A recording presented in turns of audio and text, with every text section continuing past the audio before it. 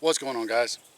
We are out at the range today, and it's pretty overcast and there's a lot of rain on the way, so I'm going to try to knock this out before the rain gets here because my camera that I'm fiddling with is not waterproof. Got the Ruger American out here with me today. This is the one that I have affectionately dubbed my Swamp Sniper. You can go see the intro video on that if you want to. It's chambered in 7.62 by 3.9. It has the Occam Defense AK mag adapter on it. Got a primary arms 1:6 Raptor that is calibrated for 7.62 by 3.9 in a American Defense Recon SL mount, and she is all painted up and ready to go. So I'm going to get it zeroed, and we'll kind of see how kind of accuracy it gets out of it, and we'll try a couple other things. So let's go ahead and get started. For ammo, I've got kind of a mix of some Red Army Standard, just regular Full Metal Jacket, and that's what I'll be using to zero with. And then once I get it zeroed, we'll try a couple of other rounds through it and see what that does. So let's just get straight into it. I'm at 50 yards right now. We're just going to get a rough zero at 50, then I'll drop back to 100 and dial it in because I want it zeroed dead on at 100. So let's see what she does from back here, or from right here rather.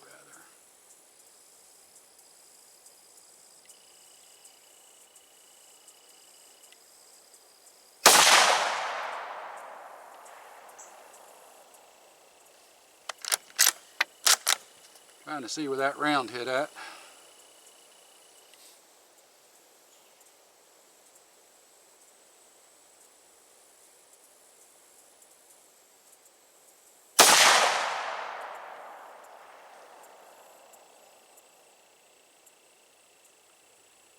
Well, it's hard to tell because there's so many holes in the backing around the target itself. Alright, so that I don't waste any more ammo, let's take a pause real quick. Let me get things situated. Hold on. Alright guys, well, that was super easy. Got it figured out and got it dialed in like super quick. I love an easy to zero rifle. So let's shoot a good 5-shot group just for accuracy, and then we will go down there and check it out. So this is 5 rounds of just the Red Army Standard. I believe it's the 122 grain Full Metal Jacket.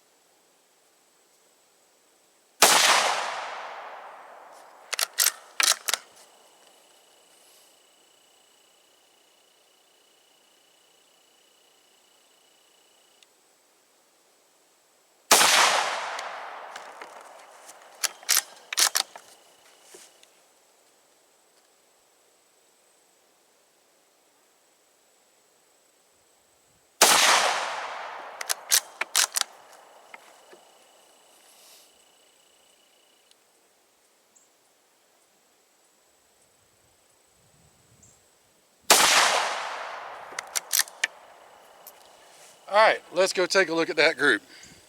So again, just our usual walk and chat while I come down here to check.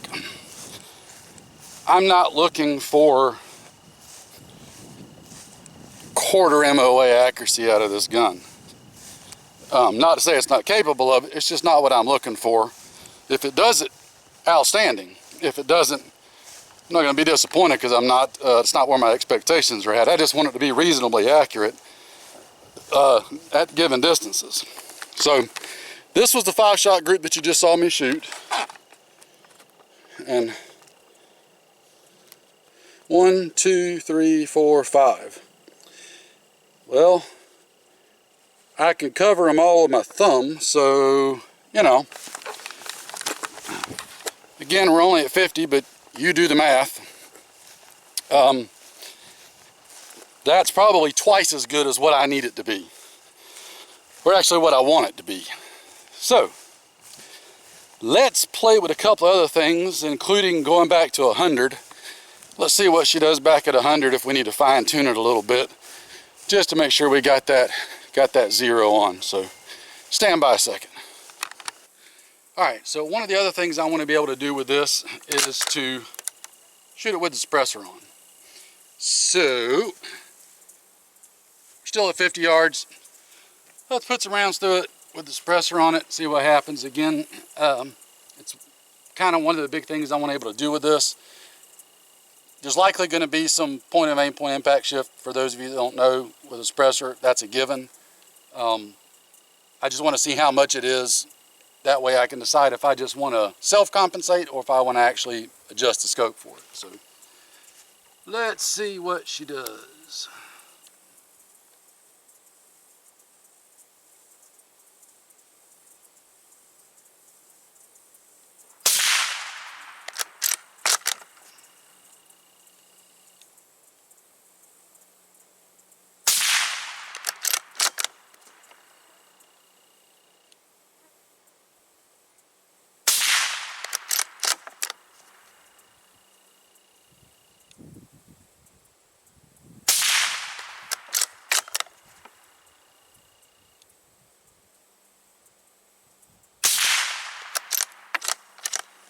Alright, that does that. Let's go take a look. Alright, so our group shifted a little low and right, which, you know, not unexpected. 1, 2, 3, 4, 5, all right there. So if you shifted all that up to here, it'd still be on that little 3-inch circle. This is old stuff, don't worry about that. But that right there, if you shifted it up, not bad. Again, with the suppressor, you expect a little bit of shift like that. I'll take it still. It'll do what I want it to do. So let's try a couple other things. Alright, so one of the things I wanted to try, I have a very limited supply of this Defiant Munitions 7.62 by 3.9 Subsonic. It's 190 grain solid copper. I want to see what the subs sound like through it with the suppressor on there. So, for a dramatic effect, we're going to shoot the steel, but I'm only going to shoot 2 shots because, again, I have a very limited supply of this. In fact, I've only got 1 box, and I want to hang on to that for if I need it. But let's see what it sounds like in relation to shooting on the steel.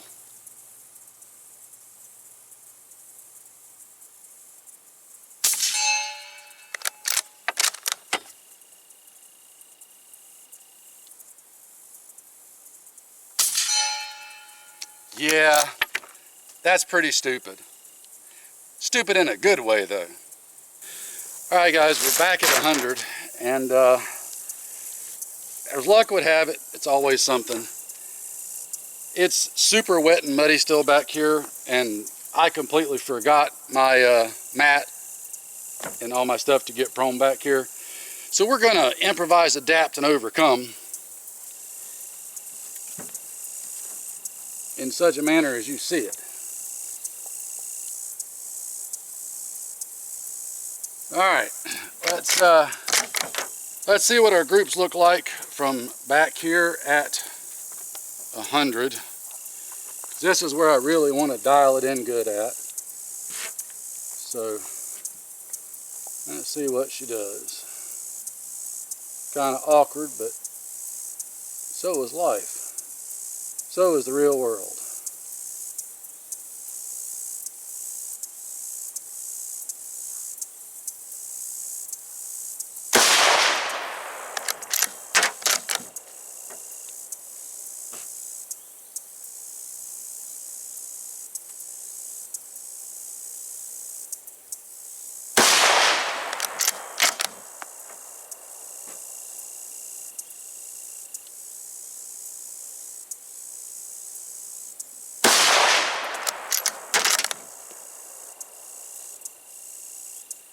Does not help when you got sweat dripping in your eyes.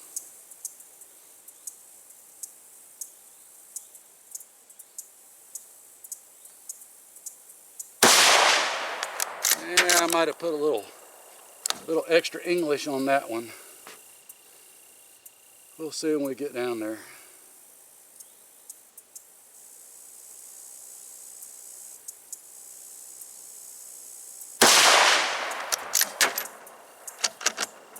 All right, that's it. So let's go back down there and take a look. All right, so there's the 100-yard group. 1, 2, 3, 4, 5. That's not bad at all, given all the various circumstances.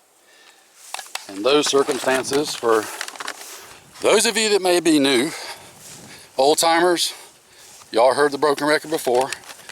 New folks, this is what I'm doing with the gun, with my eyesight, my trigger finger, my current environmental conditions of sweating to death, having been working on stuff all day, and I'm honestly a little bit winded from everything. There's a lot of stuff you got to do.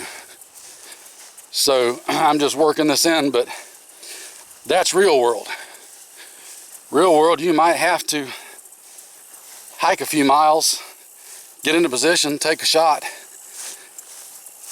Might not be all nice and rested. Might not be all nice and cool, perfect conditions. You might be a little bit out of breath. You might be hot. Heart rate might be up. Sweat might be dripping in your eyes. That's real world. So, I'm not making excuses for the accuracy one way or the other, because I'm tickled pink with the accuracy. I'm just pointing out, for those of you that may think that it's bad, or you could do better, maybe you could. It's very likely. Somebody that's a better shot than me probably could. My youngest son has started to become a better shot than me. Sorry, I was looking at the big alligator snapping turtle in the pond who was eyeballing me.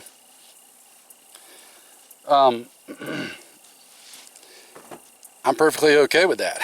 I think I may do a slight correction left on the windage, but other than that, I'm good with it. Let's see what it does on the steel.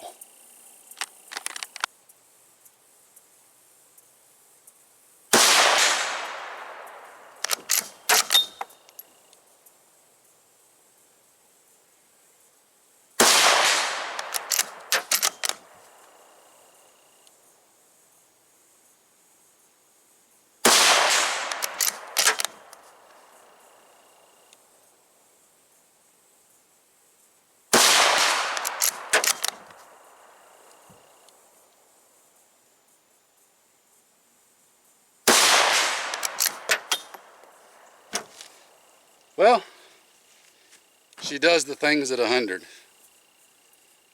That means it's going to do the things that pretty much everywhere else I need it to do, as long as I do my part. So, let's try one other little thing just for giggles. Alright guys, I wanted to get back here at 200 yards and see if we can go minute a man on the steel. Now, unfortunately we're actually back in the woods because my range is only about 160 yards. So to get a full 200, we got to be back and get a elevated mobile shooting platform, aka the tractor.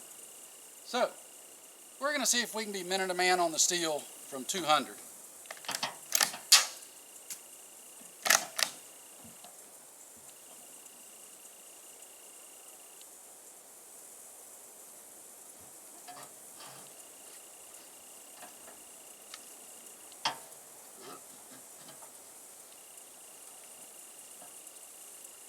Sandbag right.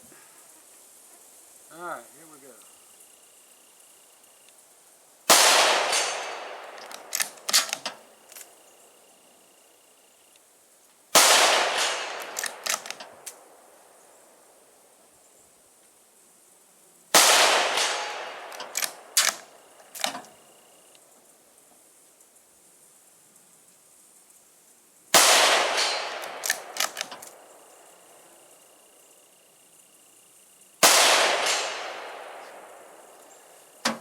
Minute a man at 200.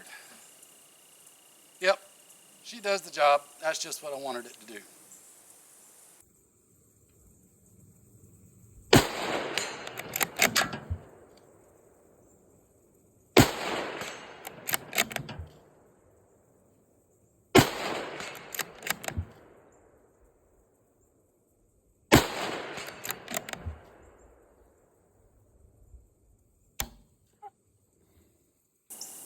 Alright guys, as you can see, this little Ruger, it does the things that it needs to do as it needs to do them.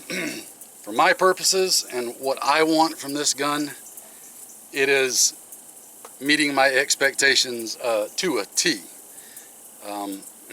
It will do, well, we won't get into details. It'll do everything that I want it to do for the circumstances I want it to do out here in my terrain. Pardon me a second. Ooh, the allergy's kicking up nicely. Got to sneeze good. But anyway, little swamp sniper. This is its environment. This is its home. This is where it will be called to do the things at. It's light, it's handy, it's portable. It's more than accurate enough. Is it going to win a match at Camp Perry? Probably not. Am I ever going to take it to shoot a match at Camp Perry? Probably not.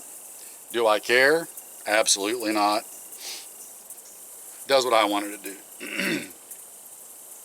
A couple of folks have asked on the previous video and in other areas why the 7.62x39 instead of like a 300 blackout. Because Ruger does offer this gun in 300 blackout, and just like the 5.56 version, it takes standard AR mags. And my answer for that, and the reason is that I don't have 300 blackout. I do have 7.62x39. I do have 7.62x39 ammo. And I know a lot of guys like 300 blackout. I've got a couple of buddies that have got it. I've shot it. It's a great round. It does things just fine. I haven't found that it does anything significantly better than what the 7.62x39 does for me and my purposes and uses. So with that being the case, and I already have one and I don't have the other, I don't personally want to add another caliber to the mix right now.